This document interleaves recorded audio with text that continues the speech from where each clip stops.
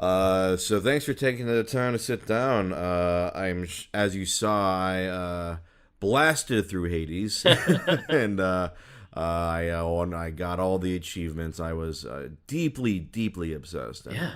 for those who are listeners of the podcast, they know that multiple guests had at several times been like, "You need to play Hades. You need to play Hades," and I was like, "Yeah, I know. I hear it's good." I knew I would like it because it was always described to me as like, oh, if you like it, they know people that I love to, unlock things, and Uh-huh. if you do this, it's a very rewarding game in which constantly stories being given to you, and unlocking new things, and of course it didn't disappoint. But one thing that was also very impressive to me was the voiceover, and I remember very early on, your work really stood out, like because I heard, I think it was either Ares or Uh-huh. Dionysus very early on. I was like, oh shit, this guy's good. For those who aren't aware, you voice Ares, Dionysus, and Theseus, Yeah, correct? those are my guys. I love them very much now. Yeah, yeah, yeah. And so I would love to, just because Hades is on the brain recently, I love to talk about Hades, but Yeah. also, what other shit you're interested in. But you know, just to start, I guess, what's sort of your background like in terms of voiceover? Oh man. So gosh, I guess it starts early. Like I was a kid and my favorite toy was always my tape recorder. I made like books on tape for Mm, myself. Like the first things I ever saved up for were radio dramas, which were not popular in the United States hmm, at the time.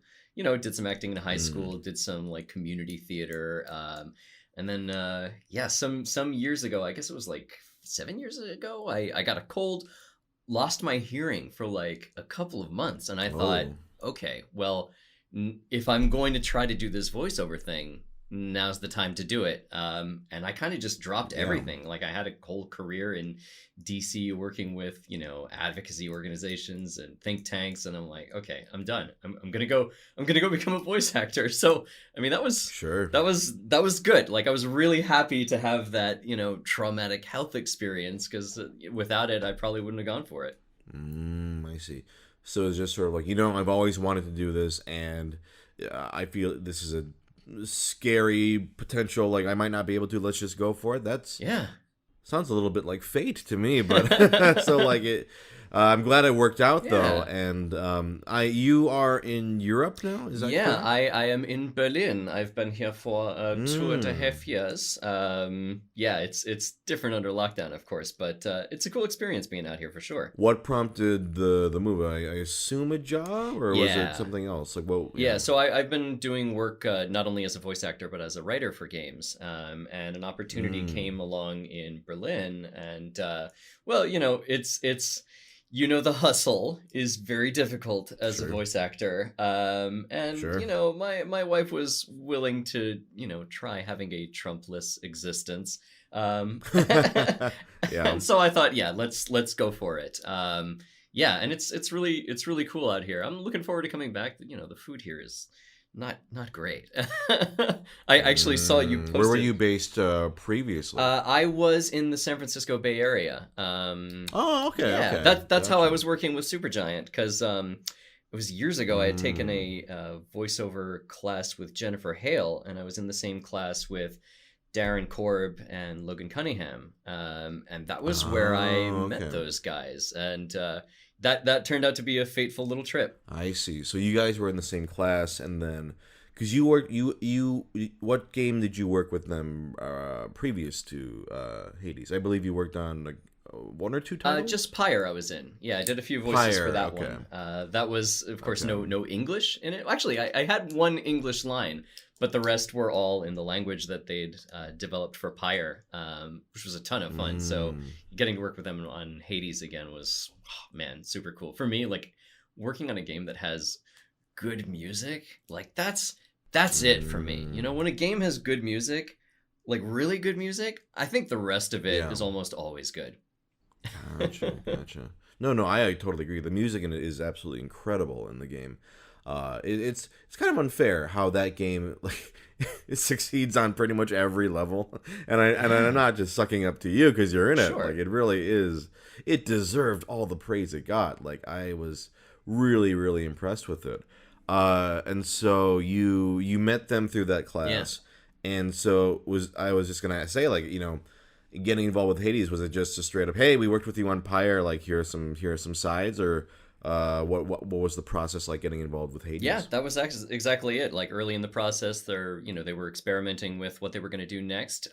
Just passed me some sides, and I auditioned for quite a lot of things, including Zagreus. I would love to go listen to whatever the audition I did for that was, but they had a really good idea of what they were looking for from the beginning. I think maybe Dionysus was like maybe the most adventurous that I was doing in terms of the side that they'd given me. But they all had a very clear idea of what they were looking for from the beginning. I see. I am very curious because the game is full of dialogue. Yeah. Like it is impressive to me how much like I like 100% of the game pretty much. And then I didn't get all the codex, but I got every achievement, did every fated list on the prophecy or all of that.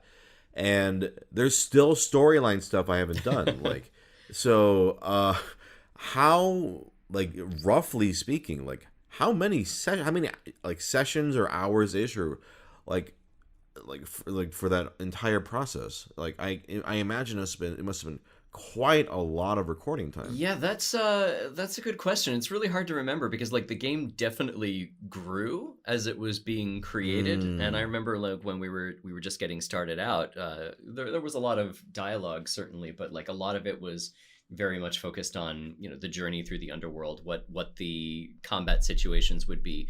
And then as recording went on, it got into these finer details where they were telling me, okay, well, this is what happens if you have the Yarn of Ariadne, or this is what happens if you have this boon. So I think in the end, like it was maybe like 6 or 7 sessions, and usually in those sessions we would be doing all 3 voices, ending with Theseus, of course, because that's the loud one. How long was a session typically? About 4 hours, which for me was like at the end of my day. So like, 6 p.m. I'd call California, and then I'd be in the booth until 10 p.m. There were some long days, but it was always fun. I always look forward to being able to get in there and just kind of let go.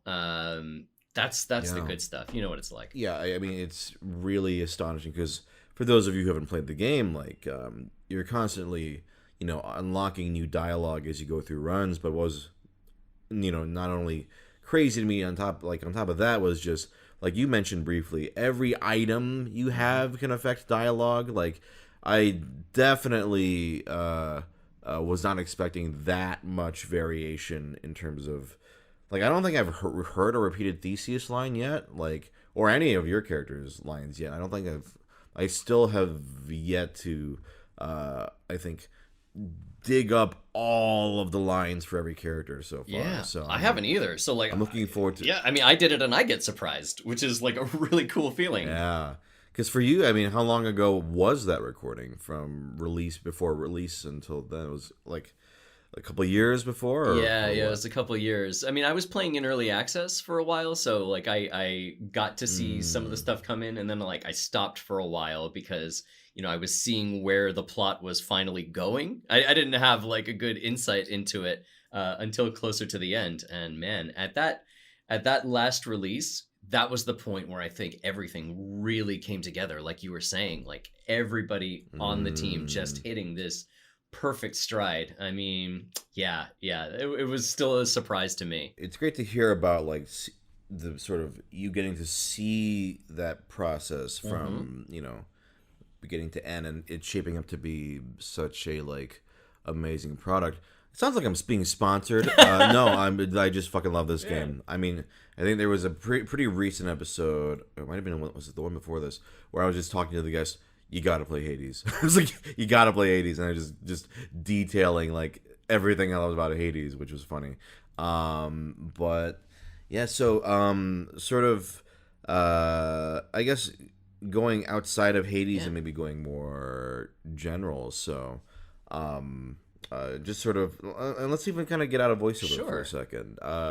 What are your sort of interests? Like, if someone had to, boil you down to, what you like to do most in your spare time, what are some of your biggest hobbies, I guess? Oh man. Well, I mean, I love the writing, of course. I used to play a lot more board games, obviously, before all this went down. Sure. Man, what else have I dug into? Like, oh man. Well, the traveling would have been a nice thing. That's what I came out here for. Yeah, I really spend a lot of time on the games, though. I kind of play everything. Well, at least everything's single player. Okay. Yeah. I don't know. I just love researching everything that comes out of the industry. I actually love marketing like a ton. I used to be in like marketing and PR, so like seeing how these things are created and how companies are doing nefarious ways of getting in touch with people. I don't know. I kind of eat it up. I'm a sucker for board games. I'd love to Yeah. know. I mean, what sort of games sort of tickled your fancy in that sphere? So it's actually the really light, easy two-player games because usually I'm playing with my wife most of the time. Sure. So like those are the ones, anything that we can jump in and have fun with easily. I like I like some worker placement games, but I like some of the more role-playing sorts of games as well.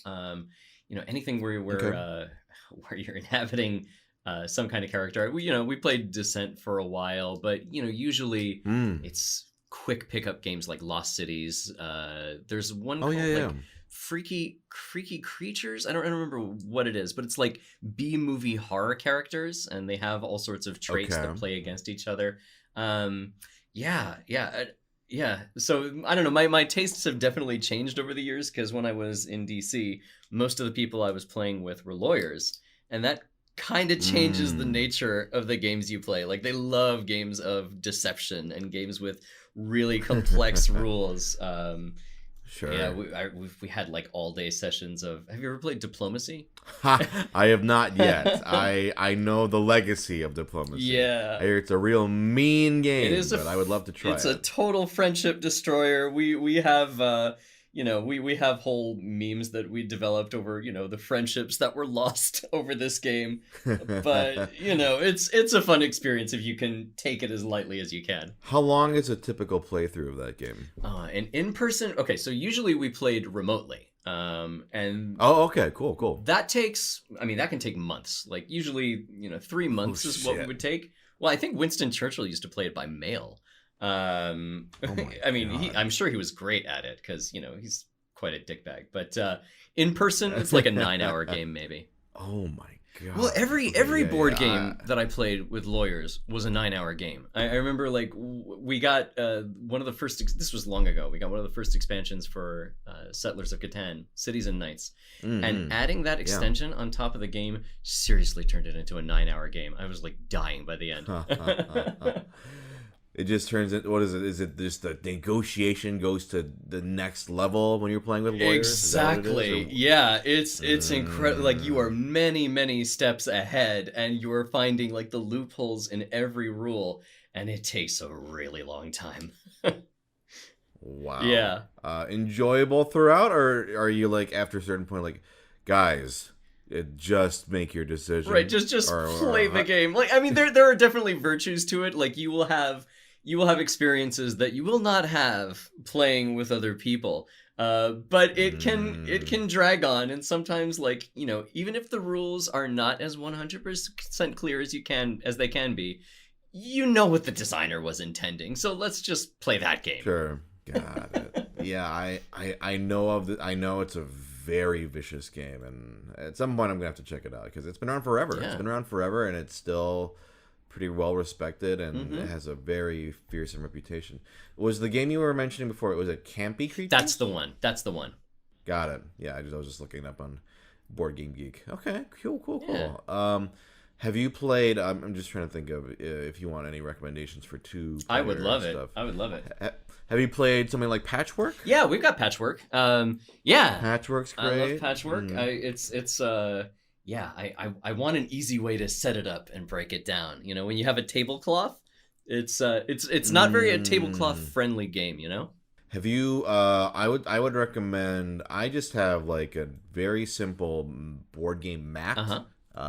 Like you just roll it out on the table, and it's you can't spill on it. It just all the cards slide around. It's a life changer. All right. I mean, I don't know how heavy your board game play is these days, but if you do get back into the hobby, Yeah. You can get a pretty reasonably priced just a neoprene gaming mat. And it now I can't play without it. If I play at someone's house where they don't have one, I'm like, oh, Plebs. cards are getting stuck to the table, Yeah. and it's tough. But yeah, I would recommend something like that if you decide to get more into the hobby. Yeah, I should do that. Yeah, the room that I'm in is like for former coworkers, and the room that I'm in, he had absolutely completely filled it with board games. Like he had the board games where they have like the 7 huge box expansions, and he just had all of them and every Kickstarter game. And man, I didn't ever need to buy any games because he just had them all. I'm that Yeah. people. Yeah, there's always like one or two. It's like, yeah, you are like the board game hive, and then you just attract all the people to your hive. Seven Wonders Duel. Have you ever played that one? No, I haven't. I love Seven Wonders, but I never played Seven Wonders Duel. Seven Wonders Duel is a really great 2-player version. They changed some of the rules up, and there's like almost like there's like a tug of war element on like for the military. There's like a almost sort of pyramid like layout of the card picking. It's really well done. So if you like Seven Wonders Duel is very, very solid. Cool. I'm trying to think of some other like just off the top of my head, very like lighter because for me I love all sorts of games. Like I'm not like, oh, I only play heavy, I only play light. I love as long as the game is good, if that's what I'm interested in. I mean, something classic like Race for the Galaxy. You ever play anything like that? We've got Race for the Galaxy. We actually haven't played it yet. It's just sitting in its box. Yeah, I gotta do one of those things where I just take some time and watch a YouTube video and see how it's done. I don't know. I think I was a little bit traumatized by so the people I play with are typically, well, they were lawyers and now they're game designers. So sure, there's always a potential to get like, well, maybe I rely on other people too much for the rules now, and now I can't do it myself. Oh, I see. There are some good YouTube tutorial channels out there for that sort of thing. So I know that helps a lot of people. I'm the type that I'll just sort of read it out loud and kind of like try to condense it as best as I can go. Like if it's a new game, I mean.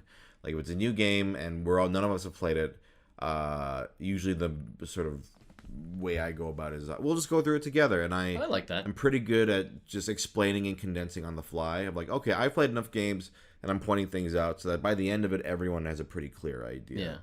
That tends to be helpful for my groups. But the videos I know can be very helpful in that. Now, kind of going to, you mentioned video games. I mean, anything recently or any favorite? Like, how about this? Sure. What are some of your favorite games of just all time? So Thief 2 has been my favorite, like for a long time. Like, for 20 some years. Like, I just that was one of those games that made me think like, okay, there is like a huge future in games. I think it was like 18 or 19, and I spent like $500 on building a surround sound setup so that I could hear like the guards coming up behind me. Like that was like that was an amazing experience. But I grew up on the point and click adventure games. I mean, I love Monkey Island, Grim Fandango. Lately, like of course, like last year, Hades and Doom Eternal were my favorites. Like the Hell games took over last year. In a big, the Hell games with the amazing music took over last year. What else do I like? Dungeon Keeper 2 was one that I played a ton of. Again with the fun British voice acting. Yeah, no, anything with like really fun dialogue. I am always about, or like stealth games that kind of let you have fun with their systems. I was playing recently Desperados 3. And one of the I'm not familiar. so it's a stealth game, but it's isometric. And you have like Okay. different characters with different skills. So like they're kind of collaborating to complete mission objectives. But one of the things I like about it is one of these games where the enemies have the vision cones, and they have, Okay. they have kind of like predictable AI. And one of the best things when you have AI like that is you kind of have fun exploiting it. Like in Hitman Blood Money, which is another one of my favorites. I have my own game mode that I enjoy where you try to kill absolutely everyone in the level without anyone noticing. And Okay. it gets smaller and smaller, and like nobody seems to notice that all of a sudden absolutely everyone is gone. So stealth seems to be like one of your all-time. I mean, is that fair to say? One of your Yeah. big favorite genres. Yeah, like something about like, using sound as a way of navigating and understanding the world. I just love those sorts of games, and I'm just waiting for the VR game that really does stealth properly. Ooh, that would be good. Yeah. Do you tend to play that way in like games that aren't necessarily meant to be stealth? Oh my gosh, like yeah. games like ones that's usually your sort of like go-to mode of, all right, I'm gonna go through this as stealthily as possible. Yeah, I mean, I think that in a lot of times, anytime there's a stealth option, that's the option that gives you the most chance to like, kind of take in the world, listen to the conversations that enemies are happening, like kind of admire the atmosphere and whatever's going on. Yeah, no, I've always dug that. Dishonored, just going through as slowly as possible, methodically, just picking off enemies. Like that's my style of gameplay for sure. I respect that a lot. I think that's really rad. I'm the complete opposite of you in every way. I just barge in. I just barge in, just stabbing and shooting and not I lack the subtlety. I think for me, whenever I am forced to do stealth in any way, it is I tend to struggle, but I don't know. I'm more about going and shoot everybody very loudly and very dumbly in video games. Hey, well, some games are really, really good at rewarding that. They like Doom Eternal, for instance. Like, I'm not usually good at Twitch games, but that one, like, I like getting good at it, and I feel fine when I die because I know I deserve it. Yeah, I haven't played the new Doom, like the new Doom games, so I've heard they're just really, really fun. Just on a basic video game, just playing a video game like level fun. I'll have to check them out. Like, that's the sequel to the Doom reboot, right? Exactly. Yeah, and this one is like, honestly, it's a little bit more cartoony, so some people don't like have the best impression of that part of it, but I love it. Like, you pull out one of the Kako demon's eyes and there's the sound of a cork popping, and that works for me. That makes me really happy. No, I love that. Okay. And I've been playing too. What I'm playing right now is the latest Yakuza game. Ooh, you mean Like a Dragon? Yeah, I'm really. Have you played the other ones, or are you jumping in? I have gone through all of them very recently. Oh shit! Okay. To get to this one, Wow. and now I'm most of the way through Like a Dragon, which I just adore. Yeah, the main character of this one is basically just Paddington Bear in human form. That's I'm still on. I have the collection, and I 100%ed Zero. I loved Zero. Zero's fantastic. So and then I beat Kiwami. I think God, time doesn't mean anything anymore. I think 2 years ago. I think I beat Kiwami. And so I'm looking at it. I'm literally holding it in my hands right now. I have Kiwami 2. Yeah. Gotta play Kiwami 2. Got the collection. I don't have 6 on hand, but because for me, like, I guess similarly, to you, I want to play through like all of them first, right? Before I don't want to necessarily jump. Excuse me, I don't want to necessarily jump to Like a Dragon, even though I know it's separate. Yeah, it's a very different game. But I just want to experience, because I don't know.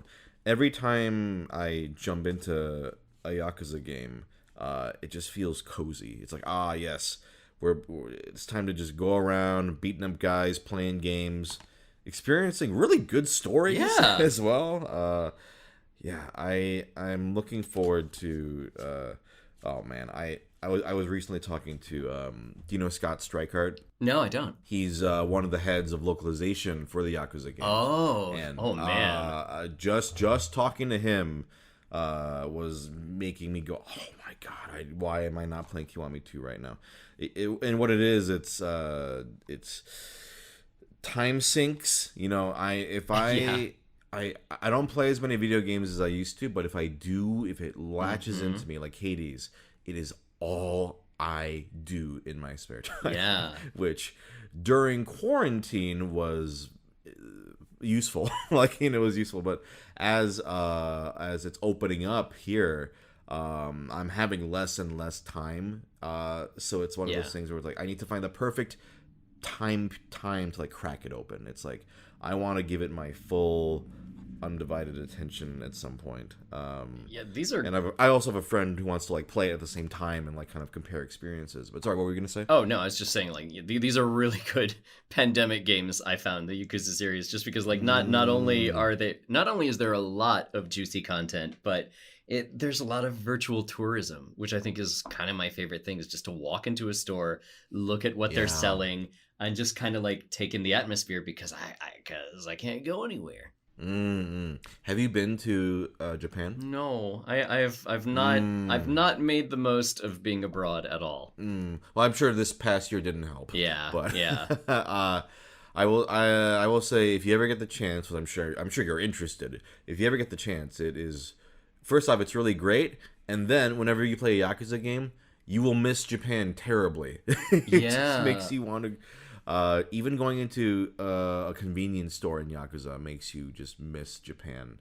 In fact, there are like restaurants in Yakuza that are like real life ones, you know, chains. And I didn't even realize at the time, but my friend was like, you know, that's the restaurant from Yakuza. And I was like, oh shit, you're right. Like, or like Don Quixote, you know, is a that's a chain in Japan as well. If you ever get the chance, you're gonna be like, oh yes, it's just like Yakuza. Oh man, going into the Komini. that'll make me very cool out there, I'm sure. Like, oh yes, wow, absolutely, this is Yakuza land. Just like Yakuza. The Sega arcades as well. Those are a lot of fun.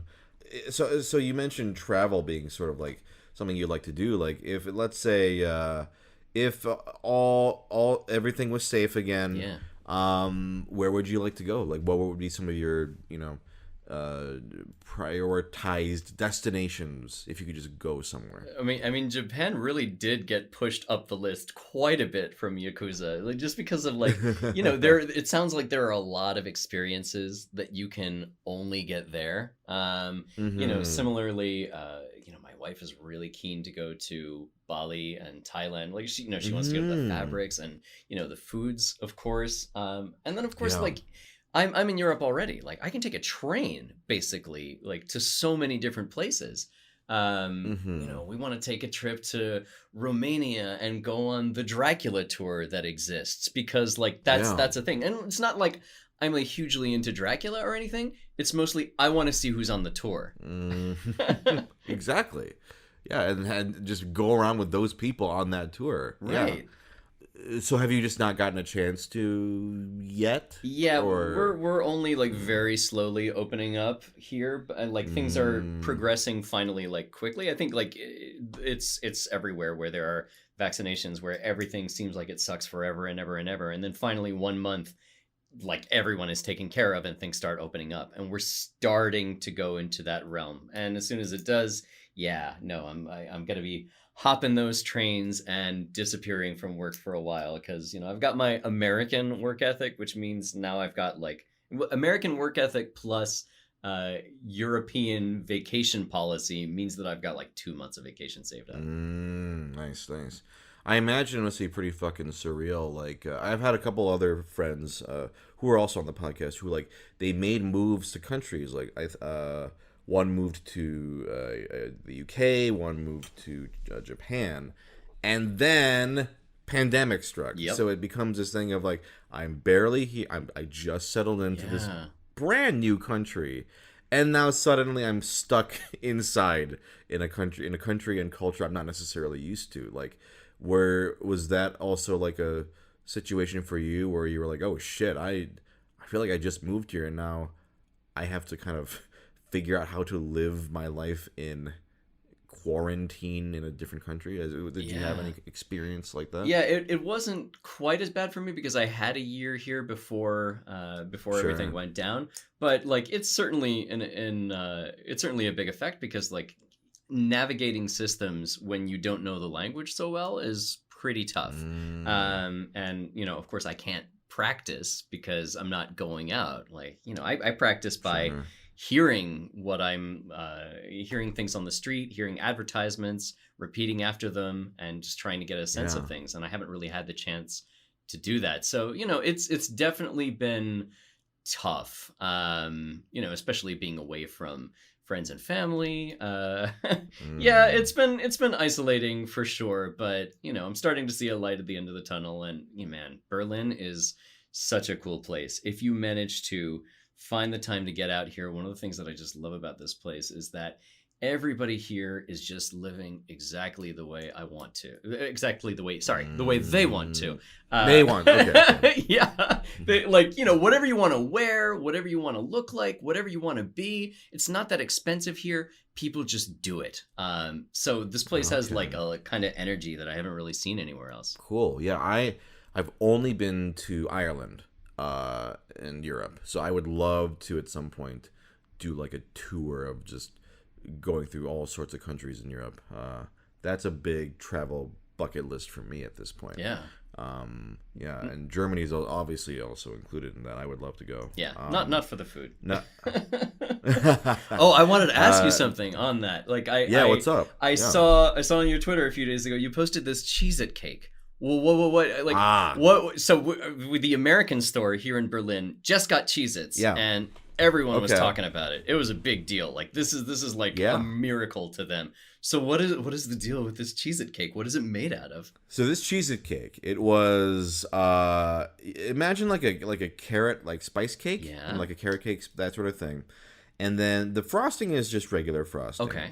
But on the inside there's like a salty Cheez-It crumble like inside the cake. It was pretty good. Like I'm not just saying that because they sent it to me. Yeah. Like I mean I just tell you if it just tastes like shit. Right. My wife did not like it at all. Uh-huh. And I think it's pretty good. It's still have not even finished most of it at this point. I keep trying to get guests to try it, and nobody wants to try Really? it. I'm like, oh my I'm like, gosh. just try a slice. Just try a slice. But I'm gonna have some more people over. I'm gonna see if I can get some people to try this cake. To be fair, Yeah. there were better options like at these gatherings Okay. of like foods. But I'm like, okay, maybe I just won't have other options. Maybe I'll just be like, this is all you're given today.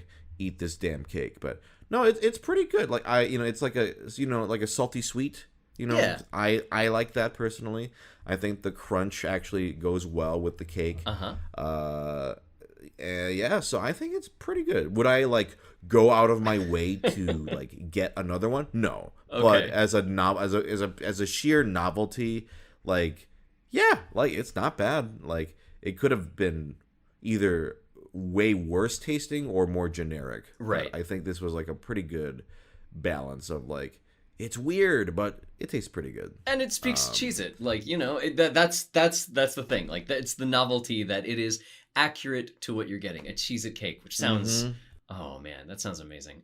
They're very precious here. I bought a box at the American store and I think the equivalent cost is like $8 is what it cost me. Oh my god. Is it just regular flavor? Yeah, it's just regular flavor. It's not the big box. It's like the medium-sized box and but still I was grateful to pay $8 for it. Did it taste as good as you remembered Yes. when you ate Yes. those Cheez-Its? Absolutely. Absolutely. Oh. So here's another question then. Like being in Germany for you said about 2 years now? Yeah, 2.5 almost years? 3 years, yeah. What do you miss about America? Like foods or anything else? Like what do you miss the most? Oh, the food is the big thing. The food is the thing I miss the most, and especially like kind of the trash food. The variety Yeah. that you have in America is shocking. Like going to a cereal aisle in America. I mean, the last time I visited, I was already in Germany for like 8 months, and I went into a cereal aisle and I saw that they sold like those Hostess frosted donut cereal. And I'm like, are you serious? Like, what, does anyone need this? But that variety is there. Yeah.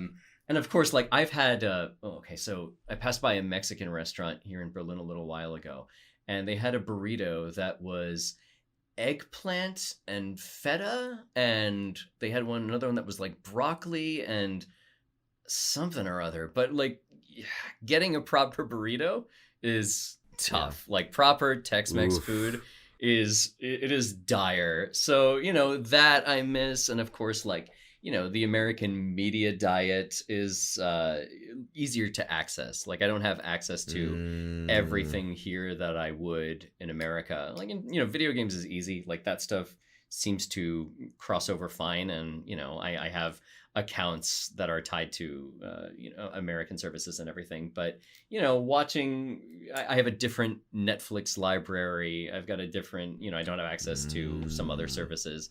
So that stuff is good. Driving is kind of something I miss, because that was where I would listen to radio dramas, and now I just kind of don't have that. I see.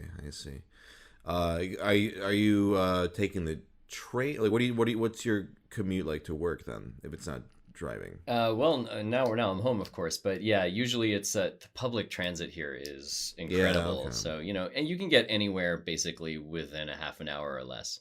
I see. Well, not enough time to get into something properly, I think. Now, you mentioned you were like, you know, you kind of missed the U.S. Do you see yourself? I assume you kind of mentioned or hinted at it, that you're thinking about coming back to the U.S. or what was like? What are your thoughts on that? Like, yeah. Are you gonna?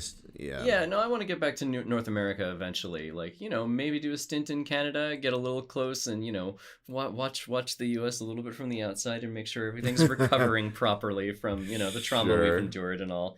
And then, you know, if it seems like everything is fine, maybe like, so one of the things that is hardest to think about losing, of course, is healthcare. Yeah. Like I jump jobs a lot. I not because like I don't know. I just get I get antsy and I want to move on to the next thing at a certain point. So, you know, I keep want to try new things, new countries, new cultures. Just see what sticks. See what I love. That's cool to me, because for me it's I've moved around maybe just a couple times, but for me the big move was from Michigan to LA. That was but for me that's like at this point like no, I'm pretty much gonna stay here, like in terms of work. But that sort of life of jumping around from country to country, to me I'm like, wow, that sounds like a lot, but it seems like to you sort of enjoy that sort of thing. Yeah, I like certain sorts of stress. You know, there's a lot of challenges in moving around here. But you know, you get through it, and I think you come out with an appreciation for the stuff you leave behind. You know, I think about California every day, how beautiful it is there. Oh man, yeah. Yeah, that was. Do you see yourself coming back to California at any point, or do you think, oh, I want to try a different state, or what do you think about that? My wife is not as much into California, just because of like, you know, the idea of the earthquakes and, you know, kind of all the other issues there. I love it. I would love to try to convince her to give it another shot, because I didn't quite get what I wanted to out of it. I only got like the SAG-AFTRA invitation just as I was leaving. I see. Yeah, I think there would be more tasty work if I came back at this point too. Well, if you're ever by and would like to play some board games, let me know. No, that would be amazing. I definitely want to. If you ever are in the area, yeah. Now here's a question, or not a question, but I always like to give the guests an opportunity to either bring up a topic of their choice or ask me a question if they'd like. So. Is there anything you would like to bring up or ask me? Otherwise, don't worry about it. Yeah. I got other things we can talk about. No, one of the things that I was listening to, of course, like, you know, you're getting into voiceover work through radio drama. And I've mentioned it a few times just because, like, I know that this is, it was my entry as well. So, like, you know, is this a thing that you're still into and digging into time and time again? Because, like, yeah, I feel like it's only just starting to pick up in the U.S. after decades of dormancy. Radio, a radio drama might be more prestigious. I don't know how familiar you are with where I got my sort of interest in it, but it was my friend's self-written radio plays. Yeah. Radio dramas, radio plays. But yeah, I mean, yeah, it was basically him writing like full-on scripts and casting all his friends and including me, and yeah. So I mean, if like I'm not like necessarily a radio drama buff. Yeah. Like I don't like, I'm not super familiar with like it, like, but I've been fortunate enough to be in a couple like radio, like, or I guess now they're kind of like, I mean, now there's like podcast dramas, right? Exactly. Like, podcast dramas and that sort of thing. Like, yeah, I mean, for me, as a participant, it's just what I love doing, which is voice acting, right? Right. I love, for me, what it was, you know, what sort of sparked my love for this craft was getting to play characters I normally never get to play. And in one of, I still remember the radio play that he wrote. I was in high school, and it was I was playing a Russian boxer, Nice. Russian boxer, Yeah. and just like I was so in it, you know. It finally went beyond like, oh, you're doing like a voice, and going like, no, I'm like throwing myself into it, like really imagining myself and immersing myself as if I were in it. And that to me is that was when it went, I want to if I can figure out how to do this as a job, this is what I want to do. How am I going to do that? I have no fucking idea. Right. But I want to do this, and this is my dream. That's when it really clicked. And I'm still very good friends with that friend, and I've always credited his radio plays and that experience as what really made me want to do it. Because, you know, before then I still had like an interest in voiceover in terms of like just as a fan. Like I was, as a kid, I had a very detailed knowledge of voice actors, who voiced who, that sort of thing. But it had never occurred to me that I would want to do it myself until then, of like having that experience and then going, okay, I want to chase this, you know, chase that feeling. But yeah, like in terms of stuff that like I've been fortunate enough to like, I did a there was like an anthology podcast drama. What was it called? I should know this. As I'm looking it up, it was an anthology that had like different stories each episode, and what? I should know this. This is no, I'd be curious because I'm always looking for this kind of material, especially like something that creates a nice soundscape. That really puts you in that sense of place. Like that's the kind of stuff I really dig. It was. I'll describe my episode while I'm looking up the name of this. But basically, it was. I was in that episode. The whole concept of the show is it's a flight that it disappears. It just disappears, and I think it's like maybe 5-10 years later, the flight comes back, and it's just each episode is dealing with a passenger of like how their life was affected by that. Like just suddenly this whole flight of people in this plane disappeared, and now them dealing with the consequences of them coming back. All of a sudden it's like Flight 008 was the podcast. Flight 008. I'm flown up. Yeah, and it had like pretty big name like who was in this? Like Alfred Molina was in an episode. Like, you know, just like some big hitters. Like my episode was like funnily enough, even though a lot of them I think were dramatic, mine was kind of like almost like a romantic comedy. Oh, that's a little awesome. bit, where so like I was like the lead, and then it was me trying to find my partner, basically, who was Deborah Ann Wall, if you know who that is. But that was a really cool one where we got to actually meet. She and I recorded in person, like in the same like space. Oh, that's so rare. And it was very rare, but also was really interesting because we also did like the walking sounds. We did the walking. Dang. We like yeah, it was even for me I was like, oh wow, I don't know usually get to do like the Foley, right? Yeah. Or but yeah, it was recorded in a way where like it could tell where we were almost in the room and was edited accordingly, and so it was like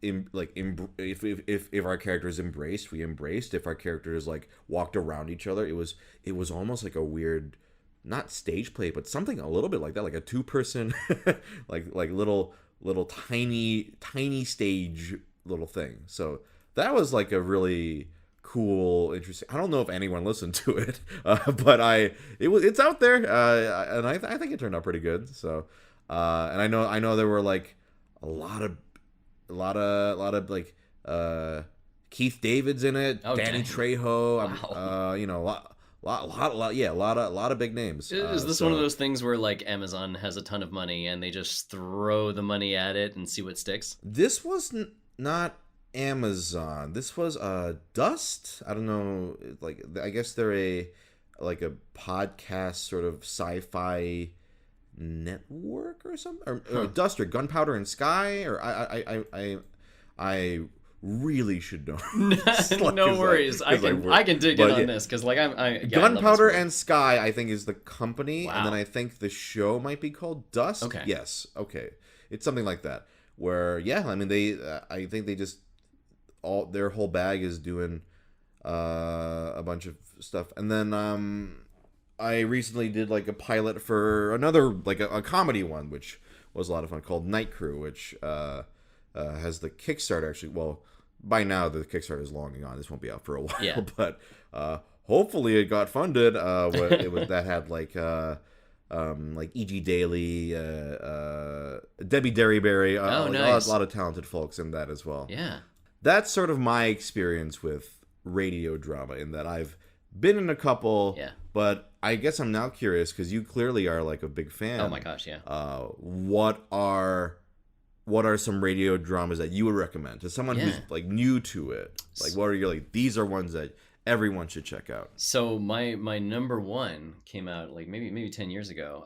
It's called Cabin Pressure, and it is a sitcom that is about a insecure an insecure pilot played by Benedict Cumberbatch before he became famous. Yeah. It's really, really good. They have a perfect soundscape, really excellent timing. Like I think as far as pure audio goes, I don't think I've heard anything better that really takes advantage of the fact that you are only able to hear. Like they just create the environment to like really just put you into it. And it's just really funny, impeccably written.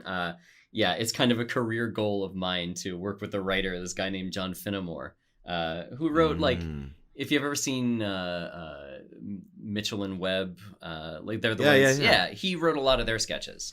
Okay. Yeah, Got it. yeah, he's super good. I grew up, of course, with the Lord of the Rings and The Hobbit, the BBC Radio 4 adaptations. If you ever get a chance to listen to the Lord of the Rings version, Ian Holm, who plays Bilbo in Lord of the Rings, of course, he plays Frodo in the radio drama. And okay. oh man, he is so good. Like you can hear the pain of carrying the ring in his voice because the dude is legit and he throws himself into it. Yeah, that was. When did this one come out? The Lord of the Rings. 1981, I think. Okay. Yeah. Cool. You are not the first person to recommend Cabin Pressure to me. I have a couple friends who talk very highly of Cabin Pressure. I definitely should check it out. Like it sounds very, very funny. Yeah, I've listened to it so many times. Like, when I was traveling from, I was living in Maryland. I've traveled out to California to make my voiceover dreams come true, and my wife and I just listened to that repeatedly on the trip over. Now, have you worked in any radio dramas yet? Yeah. So actually, I was working quite closely with this company called Earplay that does interactive radio dramas. So there's an app on your phone you can get, and you can actually you interact with the game with your voice. Like you'll get certain prompts at different parts of the story, and you can kind of say what you want to have happen next. And yeah, it just continues. So I worked with them. I actually wrote one of their stories. Oh, okay. Yeah, which was really cool. Yeah, I always wanted this sort of thing when I was a kid. You know, it's hard to find the audience for these kinds of things because like audio really demands like 100% of your attention if that's the primary mode of communication. So we don't really have chances to do that so often these days. What's the name of the one that you wrote? You should plug it. Yes, it's called Pugmire. It's a post-apocalyptic game where all the humans have died out, and the animals find human artifacts, and that kind of functions as their magic system. Okay. Yeah, it's really cute, a lot of fun. Pugmire, really, how do you spell that? Pug like the dog, and Mire Mire. But yeah, you just get it through the Earplay app. Well, everyone, check that out. Yeah. I love that title, Pugmire. Yeah. Is that like the name? What is the context of the? Is it the?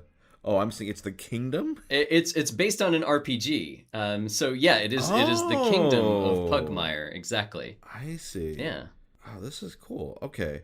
Well, listeners, check that out, especially if you are interested in radio dramas. Now, if you had sort of like a dream project, whether as an actor or writer or both, what would that be? Yeah. Oh man. Well, certainly whatever Double Fine's doing next. Psychonauts 2 would be incredible to work on.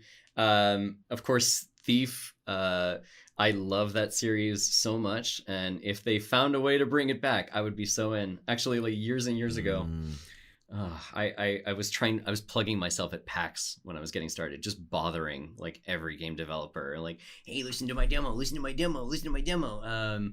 I made a custom demo for IDOS, who was making the Thief game at the time, and it is, man, it was pretty cringy. I listened to it like a couple months ago. Because I tried to do like the sound authoring to make it sound as though it was something in the game. I really threw everything at it. Yeah. When you want something pretty badly and you think you know the product, you can find new ways of embarrassing yourself. I mean, listen, it's not, you gotta grind. That's the voice, as you well know. The voiceover biz. It's not easy. No. You gotta build yourself up and make a name for yourself somehow. So yeah, I Double Fine. I mean that. Do you have a favorite Double Fine game? Gosh, I mean, well, Psychonauts was fantastic. I loved Psychonauts. The whole concept of digging into people's psyches and working out their personal demons, like that, as a writer, is something that always appeals. Because like from an acting perspective and from a writing perspective, I tend to like start with insecurity, which is exactly where I went with Theseus. Is really like digging into, why is this guy so upset? Like, what is bothering him? Like, why is he so insecure? Why does he need to peacock like this?